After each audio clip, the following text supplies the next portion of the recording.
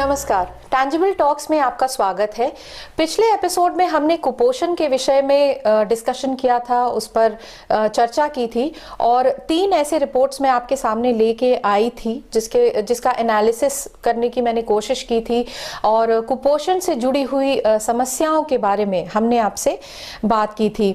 आज मैं फिर उसी टॉपिक, उसी विषय के साथ आपके सामने हाजिर हूँ और आज मेरी चर्चा का जो विषय है वो महिलाओं पे केंद्रित रहेगा कि महिलाओं में कुपोषण की समस्या क्यों है और बच्चों में कुपोषण की समस्या क्यों पाई जाती है और आज भी भारत जैसे देश में कुपोषण की जो समस्या है वो क्यों विकट बनी हुई है। साथ ही साथ मैं कुछ ऐसी सामाजिक कुरीतियों के बारे में भी बात करूंगी जिसकी वजह से कुपोषण अभी भी हमारे समाज में प्रेवलेंट है, व्याप्त है। कुपोषण से जुड़ी हुई समस्याओं के बारे में हम चर्चा तो करेंगे ही साथ उन समस्याओं का समाधान निकालने की भी कोशिश करेंगे। और मेरा आपसे एक रिक्वेस्ट है, एक गुजारिश है कि अगर आपके मन में भी कुछ आइडियाज हैं जो कुपोषण से लड़ने में कारगर हैं तो कमेंट बॉक्स में जरूर उन आइडियाज को आप व्यक्त कीजिएगा। भारत में महिलाओं को असंतुलित आहार पाता है जिसकी वजह से उन्हें पर्याप्त पोषण नहीं मिल पाता है। कुपोषित लड़कियां कुपोषित बच्चों को जन्म देती हैं और ये समस्या पीढ़ी दर पीढ़ी बनी रहती है। कुपोषण का एक मुख्य कारण बाल विवाह भी है। आज भी कुछ ऐसे गांव हैं, कुछ ऐसे कस्बे हैं, कुछ ऐसे रिमोट एरियाज हैं जहां पर तमाम तरह के कानून बनने के बावजूद भी बाल विवाह प्रचलित है और जिसकी वजह से कई बार कम उम्र की लड़कियां जो तन और मन से पूरी तरह से परिपक्व नहीं होती हैं उनकी शादी कर दी जाती है।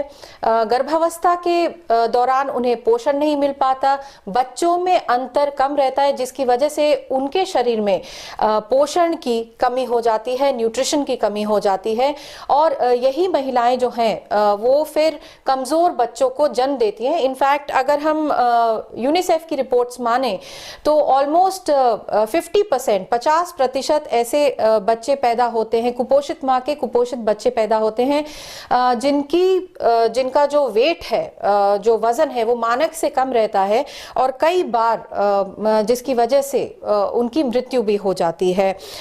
यूनिसेफ की रिपोर्ट अगर हम माने तो गर्भधारण के पहले और गर्भावस्था के दौरान भारतीय महिलाओं को पर्याप्त पोषण नहीं मिल पाता है और बच्चों में ये कुपोषण का मुख्य कारण है। जरूरी ये है कि महिलाओं के खान पान पोषण का स्पेशली घर वाले जो हैं वो ध्यान रखें। महिलाओं का, जो गर्भवती महिलाएं इस पे और किशोरियों का भी उनके खान पान का पूरा ख्याल रखा जाए, उनके पोषण स्तर का ख्याल रखा जाए और भोजन की मात्रा और पोषण स्तर दोनों का ख्याल रखने की जरूरत है। हमारे समाज में भारतीय महिलाएं केयर गिवर का एक रोल निभाती हैं, परिवार का ख्याल रखती हैं, परिवार के सदस्यों का ख्याल रखती हैं, बच्चों का ख्याल रखती हैं। आज भी किचन में क्या बनेगा, कौन सी सब्जी आएगी, किस प्रकार की दाल बनेगी, ये सारी बातें अमूमन महिलाएं ही डिसाइड करती हैं। हमारे देश में देवी की पूजा होती है। देखिए तो मैं आपसे यही कहना चाहती हूँ कि सबसे पहले तो दिया हम अपने घरों में जलाएं क्योंकि हमारे घर में जो महिलाएं हैं, जो माताएं हैं, बहन है, बेटी है, बहू है और अन्य महिलाएं भी हैं जो हमारे घर में काम करती हैं, वो किसी देवी से कम नहीं है। तो सबसे ज्यादा जरूरी है कि हम अपने घर की देवी का ख्याल रखें, उनके पोषण स्तर का ख्याल रखें और उनके खाने की मात्रा का भी कहीं ना कहीं ख्याल रखना बहुत ज्यादा जरूरी हो गया है। इनफैक्ट ये परिवार के जो अन्य सदस्य हैं, जो पुरुष हैं और भी मेल मेंबर्स हैं, वो कहीं ना कहीं इसकी मॉनिटरिंग कर सकते हैं और साथ ही साथ महिलाओं को प्रेरित कर सकते हैं कि वो हेल्थ का खुद ख्याल रखें क्योंकि महिला जो है वो परिवार की शक्ति है। एक स्वस्थ महिला ही स्वस्थ परिवार का निर्माण कर सकती है, एक स्वस्थ पीढ़ी का निर्माण कर सकती है, स्वस्थ महिला ही स्वस्थ बच्चे को जन्म दे सकती है। तो ये बहुत जरूरी है कि परिवार के जो अन्य सदस्य हैं एक दूसरे का ख्याल रखें और परिवार जो है आपसी तालमेल से ही फलता फूलता है। भारत जैसे देश में कुछ ऐसी महिलाएं हुई हैं जिन्होंने अपना लोहा शिक्षा, साइंस, खेल, सामाजिक और राजनीतिक क्षेत्र में मनवाया है। खेल के क्षेत्र में कुछ ऐसे नाम हैं जैसे मैरी कॉम उनमें से एक प्रमुख नाम है, जिन्होंने तमाम तरह की विकट परिस्थितियों को झेला, तमाम तरह के संघर्षों को झेला और बहुत ही सीमित संसाधनों में उन्होंने अपना लोहा मनवाया, अपने आप को प्रूव किया। तो मेरा कहना यह है कि जो हमारा देश है उसमें प्रतिभा और जुनून दोनों की कमी नहीं है। ज़रूरी यह है कि हम उस प्रतिभा को किस तरह से सींच रहे हैं, उस प्रतिभा को किस तरह से एक डायरेक्शन दे रहे हैं, किस तरह से उसका लालन पालन कर रहे हैं, तो ताकि उस प्रतिभा को, उस टैलेंट को एक सही दिशा मिले और जो महिलाएं हैं, जो टैलेंटेड महिलाएं हैं, वो एक सक्सेसफुल, एक सफल जीवन जो है वो जी सकें। शिक्षित और स्वस्थ महिला ही सशक्त महिला है। जिस तरह से शिक्षा हर लड़की का अधिकार है, हर बालिका का अधिकार है, हर किशोरी का अधिकार है, उसी तरह से अच्छा स्वास्थ्य हर महिला, हर बालिका का अधिकार है। महिला जब शिक्षित होगी, महिला जब स्वस्थ होगी, तभी वो अपने दायित्व का निर्वहन कर पाएगी और साथ ही साथ राष्ट्र के निर्माण में अपना एक मजबूत योगदान दे सकेगी, एक मजबूत स्तंभ के रूप में सामने आएगी। फिर एक नहीं बल्कि हजारों मैरी कॉम भारत के गांव से, कस्बों से निकलेंगी। इसलिए जरूरी ये है कि हर बालिका शारीरिक एवं मानसिक रूप से मजबूत हो, तभी सही मायने में महिलाएं जो हैं वो सशक्त होंगी।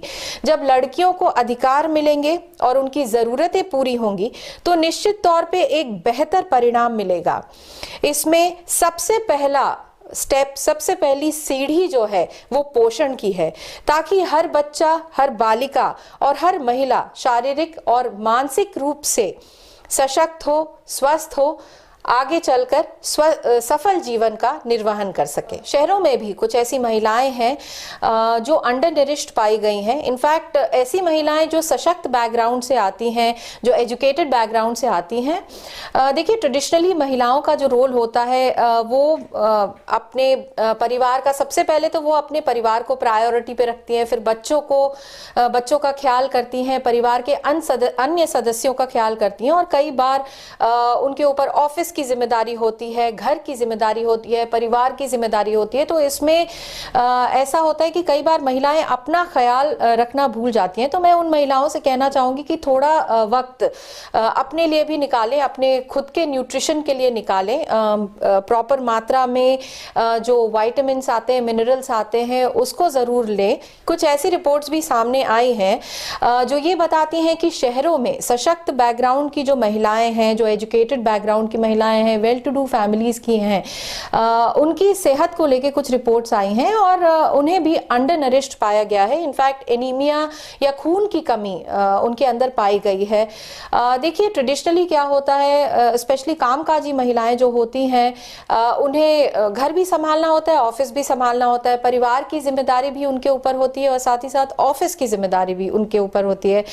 तो इसमें क्या करें कि खुद के लिए थोड़ा समय निकालें, क्योंकि लॉन्ग रन में जो हेल्थ है, वो मुझे लगता है जो स्वास्थ्य है वो लॉन्ग रन में साथ देता है। और जब आप स्वस्थ रहेंगी तो जाहिर सी बात है कि ज़्यादा सक्रिय जीवन आप निभा पाएंगी, सक्रिय जीवन अपने सामाजिक और पारिवारिक भूमिकाओं को ज़्यादा अच्छे से निभा पाएंगी। तो कोशिश करिए कि आप खुद के लिए समय निकालिए, प्रॉपर इनटेक हो विटामिन्स का, मिनरल्स का, और साथ ही साथ जो ट्रेडिशनल जो हमारा खान पान है उसकी मात्रा जो है अपने भोजन में ज़रूर बढ़ाइए, ताकि आपको पूरा पोषण मिले और आप एक स्वस्थ जीवन जी सकें। शहरों में कई सारे ऐसे बच्चे पाए गए हैं, रिपोर्ट्स की अगर हम माने तो कई सारे ऐसे बच्चे हैं उनमें भी एनीमिया की प्रॉब्लम जो है सामने आई है, खून की कमी। कई कई जगह कुछ बच्चे जो हैं वो ओबेसिटी से जूझ रहे हैं। शहरों में कुछ ऐसे बच्चे हैं जो अंडर नरिश्ड है। तो इसका एक बहुत बड़ा कारण जंक फूड भी है, इंस्टेंट फूड जो 2 मिनट में या 5 मिनट में बन जाता है और ये आसान भी होता है, एक फीलिंग ऑफ फुलनेस भी आ जाती है, पेट तो ये भर देता है, लेकिन किसी भी तरह का इसमें किसी भी तरह का इसमें इसके अंदर पोषक तत्व नहीं होते, इसमें प्रॉपर न्यूट्रिशन नहीं होता, पोषण नहीं होता। और लॉन्ग रन में अगर आप देखिए तो रिसर्च जो आई हैं, जो रीसेंट रिसर्च आई, वो ये बताती है कि लॉन्ग रन में इस तरह का खान पान जो है हेल्थ हैजर्ड्स पैदा करते हैं और कैंसर का भी मुख्य कारण बन जाते हैं। तो ज़रूरी ये है कि हम अपने खान पान में जितना हो सके नेचुरल चीज़ों का इस्तेमाल करें, फूड सप्लीमेंट्स का इस्तेमाल ना करें। इनमें सिर्फ जो फूड सप्लीमेंट्स होते हैं या तो उसमें शुगर का कंटेंट बहुत ज़्यादा होता है, चीनी का कंटेंट बहुत ज़्यादा होता है, या फिर मैदा होता है जो स्वास्थ्य के लिए बहुत हानिकारक है। देखिए हमारे किचन में ही कितनी सारी ऐसी चीज़ें हैं जो पाई जाती हैं जो खून की कमी को पूरा कर सकती हैं, हड्डियों को मजबूत बना सकती हैं। तो आइए मैं कुछ ऐसी चीज़ें जो हमारे किचन में पाई जाती हैं, जो हमारा जो पारंपरिक खान पान है, उसके बारे में मैं आपसे कुछ बात करती हूँ। बहुत ही कम लोगों को पता है कि गुड़ में इम्यूनिटी बूस्टिंग पावर्स होती हैं, ये रोग प्रतिरोधक क्षमता को बढ़ाता है। साथ ही साथ मेंस्ट्रुअल क्रैम्प से भी लड़ने में ये काफ़ी सक्षम पाया गया है।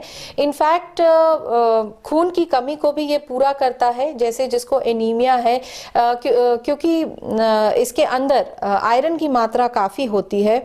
अब तो संक्रांति भी आ रही है, तो तिल के लड्डू सबके घर बनेंगे। तिल के लड्डू और लाई के गुड़ की जो लाई बनती है वो सबके घर बनती है।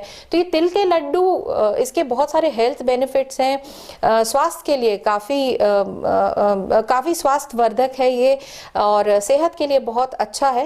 ये बोन्स के लिए, हड्डियों को मजबूत बनाता है और रिच सोर्स ऑफ एनर्जी है। हमारे यहाँ तमाम तरह के दाल खाए जाते हैं, तो उसमें प्रोटीन की मात्रा काफ़ी होती है।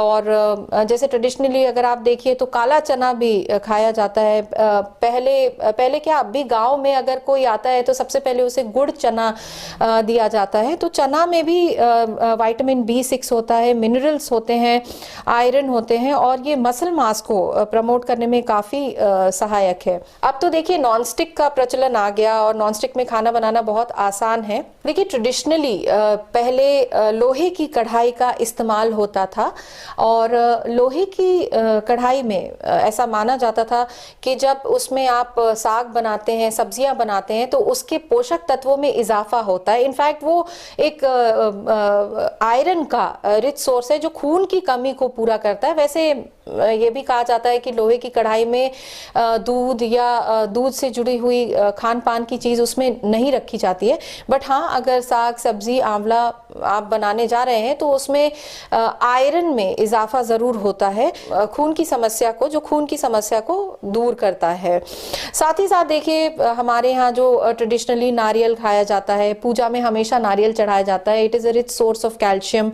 अमरूद जो है rich source of vitamin C है। तो ज़्यादा से ज़्यादा हो सके, जितना ज़्यादा से ज़्यादा हो सके बच्चों को ये नेचुरल चीज़ें खिलाएं। स्पेशली मैं उन घरों की बात कर रही हूँ जहाँ पर रिसोर्सेज हैं, जो सशक्त बैकग्राउंड से आते हैं। तो थोड़ा सा लाइफस्टाइल चेंजेस अगर हम लोग लाएं और कुछ इन नेचुरल चीज़ों को हम लोग अपने डाइट में अगर इंक्लूड करें, तो ये सारी चीज़ें काफ़ी लाभदायक हैं। और ज़्यादा से ज़्यादा हो सके तो हम ये फूड सप्लीमेंट्स को कम करें और ख़त्म ही कर दें, अपने घरों में उन्हें रखना बंद कर दें। शहरों में कुछ ऐसी महिलाएं भी हैं जो समाज के अंतिम पायदान से आती हैं। मैं डोमेस्टिक हेल्प्स के बारे में बात कर रही हूँ, जो हमारे घर में आती हैं, कभी खाना बनाती हैं, कभी सफाई करती हैं। तो इन महिलाओं से मैंने बात किया और उनमें काफ़ी महिलाएं ऐसी थीं जिनकी शादी 12 से 14 साल के बीच में हो गई और जल्दी जल्दी उन्हें बच्चे भी हो गए और उनका हैंड टू माउथ एग्जिस्टेंस होता है। पूरा जीवन उनका कमाने खाने में निकल जाता है, कोई सेविंग्स नहीं होती। तो इस तरह की महिलाएं जो हैं वो किस प्रकार से अपने सेहत का ध्यान रखें, ये एक बहुत बड़ा सवाल है। मैं ये कहना चाहती हूँ कि देखिए हम लोग अपने लेवल पर भी हमें कहीं ना कहीं अपनी जिम्मेदारी सुनिश्चित करनी होगी, अपनी भागीदारी सुनिश्चित करनी होगी। देखिए मेरा मानना ये है कि हम अपने लेवल पर भी अपनी कुपोषण से लड़ने के लिए हम अपने लेवल पर भी कुछ अपनी जिम्मेदारी और अपनी कुछ भागीदारी को सुनिश्चित करें। अगर हो सके तो एक समय का खाना, मुझे लगता है एक टाइम का खाना जो आप खुद खाते हैं वो ज़रूर अपने घर में जो आपके जो डोमेस्टिक हेल्प हैं, जो काम करने आती हैं, उनको आप ज़रूर खिलाएं। इससे देखिए आपको आत्मसंतुष्टि मिलेगी, और आप अगर मेरी तरह ईश्वर में आस्था रखते हैं तो मुझे लगता है इससे बढ़कर पुण्य की प्राप्ति कुछ और नहीं हो सकती। तो और आपकी साथ ही साथ एक तरह से आपको आत्मसंतुष्टि भी मिलेगी, और आप अपनी कुपोषण से लड़ने में आप अपनी भागीदारी को भी सुनिश्चित करिए। तमाम तरह के गवर्नमेंट स्कीम्स, गवर्नमेंट इंटरवेंशंस आते हैं, बहुत अच्छे स्कीम्स आते हैं, लेकिन ऐसा क्या रीज़न है जिसकी वजह से कुपोषण जो है हमारे देश में एक बहुत बड़ी समस्या अब भी बना हुआ है। यूनिसेफ की state of the world's children 2019 की रिपोर्ट जो रिलीज हुई थी, उसमें 69% जो डेथ्स हुए हैं बच्चों के under the age of 5 years, वो कुपोषण की वजह से हुए हैं। भारत के लिए कुपोषण की समस्या नई नहीं है, बल्कि दशकों से ये समस्या चली आ रही है। यूनाइटेड नेशंस के सस्टेनेबल डेवलपमेंट गोल्स 2 और 3 हैं, उसमें भारत को 2030 तक कुपोषण मुक्त होने की उसमें बात कही गई है। अगर हम ग्लोबल न्यूट्रिशन रिपोर्ट की बात करें 2018-2020 की, तो आंकड़े जो हैं वो बहुत ज़्यादा एनकरेजिंग नहीं है। इनफैक्ट सवाल ये भी है कि क्या 2030 तक भारत इस डेडलाइन को पूरा कर पाएगा या नहीं। अगर हम नेशनल फैमिली हेल्थ सर्वे की बात करें तो कुछ मॉडरेट इम्प्रूवमेंट्स हुए हैं, और बहुत सारे, और जिसकी वजह है बहुत सारे सेंट्रली स्पॉन्सर्ड और स्टेट स्पॉन्सर्ड स्कीम्स। कुपोषण से लड़ने के लिए बहुत सारे पॉलिसीज, प्रोग्राम्स और स्कीम्स बनाए गए हैं जो 1975 से ही ऑपरेशनल हैं। भारत में जो 1975 से ही ऑपरेशनल है। इनफैक्ट 1975, 1995, 2010, 2011, 2013, उसके बाद targeted public distribution system, national food security mission, national rural drinking water programme, ये सारे न्यूट्रिशन को, पोषण को इम्प्रूव करने के लिए बनाए गए हैं। थोड़ा बहुत इम्प्रूवमेंट हुआ है, फिर भी कुपोषण और उससे जुड़ी हुई समस्याएं जो हैं पूरी तरह से ख़त्म नहीं हुई है। जैसे पोषण अभियान एक बहुत बड़ा और एक बहुत अच्छा इंटरवेंशन है, और इसका टारगेट है कि 2022 तक भारत को कुपोषण से मुक्त बनाना, और एक होलिस्टिक नरिशमेंट की इसमें बात की गई है। 2017 से 2020 की अगर हम बात करें तो पोषण अभियान के तहत करोड़ों रुपए जो हैं वो एलोकेट किए गए हैं भारत को कुपोषण मुक्त बनाने के लिए। जब हम सप्लीमेंट्री न्यूट्रिशन की बात करते हैं तो उसमें आंगनवाड़ी सर्विसेज का एक बहुत ही प्रिडोमिनेंट रोल है, एक बहुत ही महत्वपूर्ण रोल है। और अमूमन ये देखा गया है कि जो ड्राई राशन है, स्पेशली कोरोना के बाद जो ड्राई राशन है उसको महिलाओं में, बच्चों में डिस्ट्रीब्यूट करने के लिए, वितरण करने के लिए आंगनवाड़ी काफ़ी अच्छा रोल जो है वो निभा रहे हैं। लेकिन जैसे 1.5 किलो चावल, 1 किलो गेहूं, 750 ग्राम दाल, ये लाभार्थी को मिलता है 1 महीने के लिए। वही पोषाहार के पैकेट्स जो हैं वो दिए जाते थे, जैसे उसमें दलिया, लड्डू, ये सारी चीज़ें जो हैं वो दी जाती थी। अब तो कुछ ऐसे गांव हैं जहां पे पोषाहार के पैकेट्स जो हैं वो डिस्ट्रीब्यूट होने बंद हो गए, क्योंकि जनरली लोगों में इतनी जागरूकता नहीं रहती थी कि वो खुद खाएं।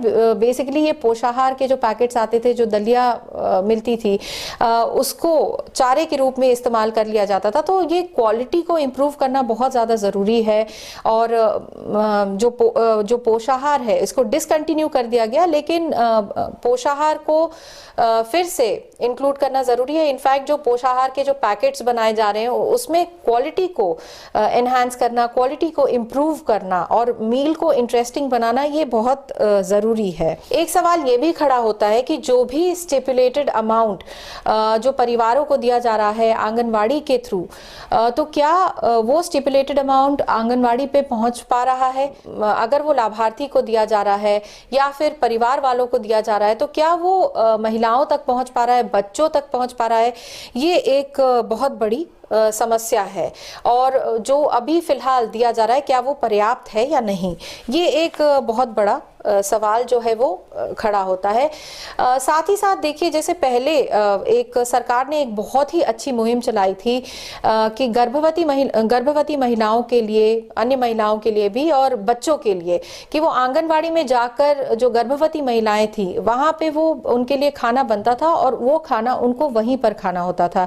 लेकिन अमूमन देखा गया कि कुछ सामाजिक कुरीतियों की वजह से, कुछ ऐसे सोशल कल्चरल नॉर्म्स हैं गांव के, जिसकी वजह से महिलाएं जो हैं आंगनबाड़ी में खाना खाने नहीं जाती हैं। और किशोरियां जाती थी वहां पर, जो लड़कियां हैं वो जाती थी, लेकिन महिलाएं वहां पर नहीं जाती थी। तो कहीं ना कहीं ये बहुत ज़्यादा ज़रूरी है कि हम महिलाओं को जागरूक करें और उन्हें ये समझाएं कि अगर इस तरह की सरकार जो स्कीम्स लेके आती हैं, जो वेलफेयर मेजर्स लेके आती हैं, वो उसका लाभ उठाएं, क्योंकि ये उनके इंटरेस्ट में है। ये अवेयरनेस जनरेट करना बहुत ज़्यादा ज़रूरी है। कई बार जब रूटीन चेकअप्स होते हैं तो ऐसा देखा गया है, उनमें से अगर कुछ बच्चे कुपोषित निकल गए तो उनको ज़िला अस्पताल में रेफ़र कर दिया जाता है। और कई बार जो पेरेंट्स होते हैं, जो माता पिता होते हैं, उन बच्चों को ज़िला अस्पताल ले जाने से मना कर देते हैं। खैर, ज़िला अस्पतालों की जो सिचुएशन है, जो वहाँ की जो हालत है, वो किसी से छुपी नहीं है। लेकिन सवाल ये उठता है कि फिर इस तरह के जो कुपोषित बच्चे हैं उनका ख्याल कैसे रखा जाए, स्पेशली तब जब माता और पिता दोनों के पास संसाधनों की भी कमी है और जागरूकता की भी कमी है। तो मेरा सुझाव ये है कि इस तरह की जो समस्या जब सामने आती है तो उसमें मोबाइल क्लिनिक्स काफ़ी कारगर साबित हो सकते हैं। मोबाइल क्लिनिक्स ऐसे क्लिनिक्स होते हैं जो रिमोट एरियाज़ में, गाँव में अपने सर्विसेज प्रोवाइड करते हैं। बहुत सारे ऐसे एनजीओज हैं जो इस क्षेत्र में काम कर रहे हैं, बहुत ही अच्छा काम कर रहे हैं। वो कुपोषित परिवारों को ट्रेस करते हैं, उसमें जो परिवार के जो सदस्य हैं, स्पेशली जो महिलाएं हैं, कुपोषित महिलाएं, कुपोषित बच्चे, उनको ट्रेस करते हैं, उनके साथ एक हेल्दी कम्युनिकेशन स्थापित करते हैं, उनको जागरूक करते हैं और इनफैक्ट उनको प्रेरित करते हैं कि वो क्लिनिक पर आए और अपना इलाज कराएं। साथ ही साथ अगर वो क्लिनिक पर नहीं आते हैं तो उनके घर जाकर उनका वो इलाज करते हैं। तो एक हेल्दी कम्युनिकेशन के थ्रू, कॉन्फिडेंस बिल्डिंग मेजर के थ्रू और इलाज के थ्रू मुझे लगता है कि ये जो समस्या है इसका एक सल्यूशन निकल सकता है। जैसा कि मैंने आपको बताया कि कई बार जो समाज के अंतिम पायदान से कुछ ऐसे लोग आते हैं, कुछ ऐसे परिवार आते हैं जिनके पास नॉलेज नहीं होता, जागरूकता नहीं होती, उनके पास समय नहीं होता कि वो अपने बच्चों का किस प्रकार से ख्याल रखें, किस प्रकार से ध्यान दें, क्योंकि पूरा समय उनका कमाने खाने में निकल जाता है। तो इस तरह के परिवारों को जागरूक करना सबसे बड़ा चैलेंज है और अगर हम उनको जागरूक कर पाएँ तो ये एक मेजर जो है वो काफ़ी सफल साबित होगा।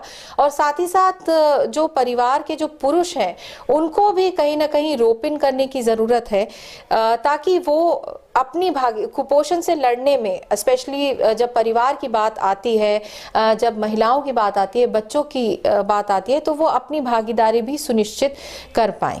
कुपोषण से लड़ने के लिए हम सबको अपनी भागीदारी सुनिश्चित करनी होगी और साथ ही साथ मुझे लगता है कि शिक्षा इसमें एक बहुत बड़ा रोल निभा सकता है।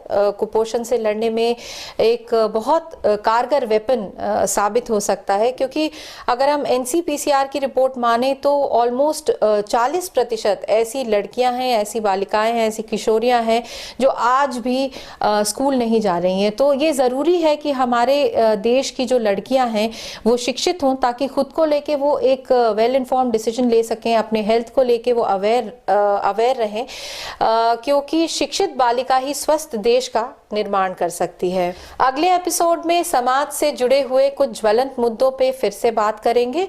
तब तक के लिए आज्ञा दीजिए, नमस्कार। खाना पीना कैसे चलता है आप लोग का? आपको नमक में जाता है। नमक में? हाँ। नमक की खेती करते हो? नहीं, नमक नाकवा जाते हैं। हाँ? नमक हाँ, गाड़ी भर के नाकते हैं। अच्छा आप ही लोग करते हो सारा काम?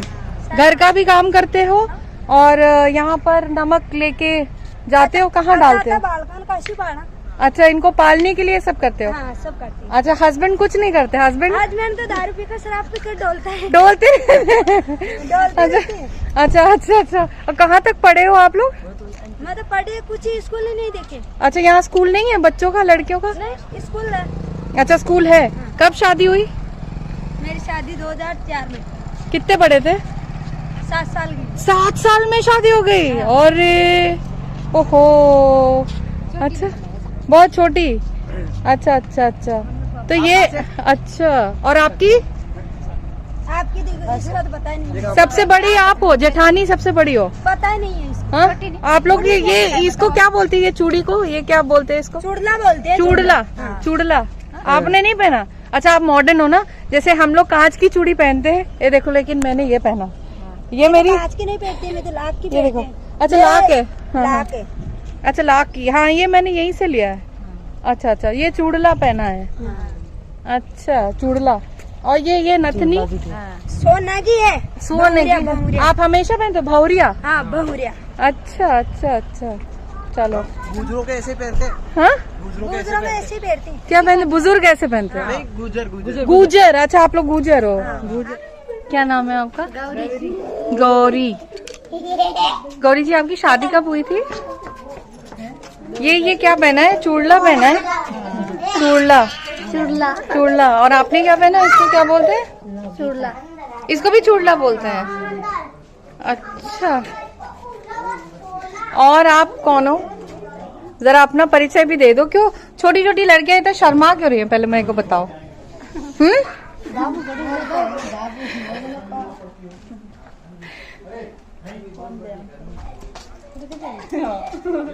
तो आप लोग क्या करते हो दिन भर? क्या काम करते हो यहाँ पे? घर का काम करते हो? अच्छा, और शादी कब हुई आपकी? 2014। कितने बड़े थे? 15 साल में शादी हो गई? अच्छा, और स्कूल गए हो? आपकी शादी हो गई? कब हुई थी? हाँ हाँ, मतलब कब हुई थी?